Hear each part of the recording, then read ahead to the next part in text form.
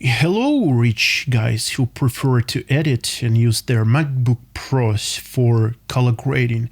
But I'm talking to a very specific group of rich guys and girls, to the ones that prefer to color grade everything in ACES. Why would you want to color grade in ACES? ACES is a professional color space, is a perfect one for creating professional projects, but the most important thing is that it allows you to achieve the result that is cinematic and beautifully looking as quickly as possible and as easy as possible, because we are used to that look that has been made in ACES throughout the whole collection of movies. But you probably are familiar with the fact that the image in the viewer in the QuickTime and on YouTube are typically different. They differ in contrast, they differ in brightness if you do not know what you're doing. There are a lot of videos on YouTube on how to fix this and why this happens in the first place.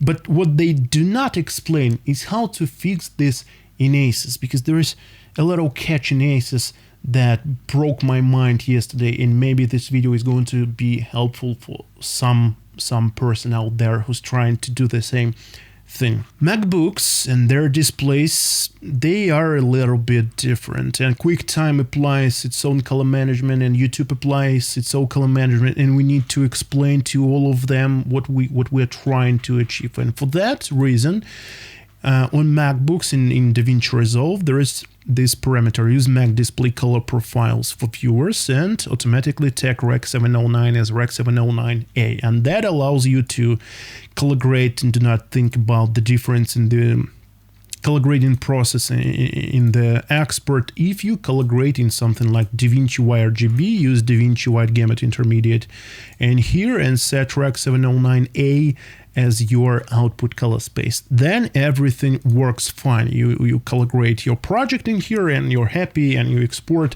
And when you export, you do not really need to set color space tag and gamma tag in here, because it happens automatically. And the three images that I was talking about, the viewer, the QuickTime, and the YouTube, they all are going to be the same.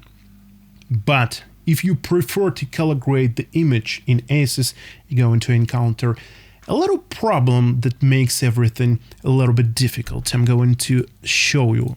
If you switch that to ACES, and for now I'm using ACES 1.3 because I didn't touch ACES 2.0 for now, I'm using ACES 1.3. And if you set your output color space, because we want our output color space to be Rec 709, and we can actually enable this color profile in Mac for the display to reflect real calibrated Rec 709 at 100 nits. But when we try to select here output color space as Rec 709A, we cannot find that parameter. The only thing that we got is Rec 709 BT1886. And if we select that, and in our preferences, we tick this use Mac display color profile for viewers, then we're going to encounter a severe problem. The images here is going to look much more contrasty compared to the image that is going to end up on YouTube.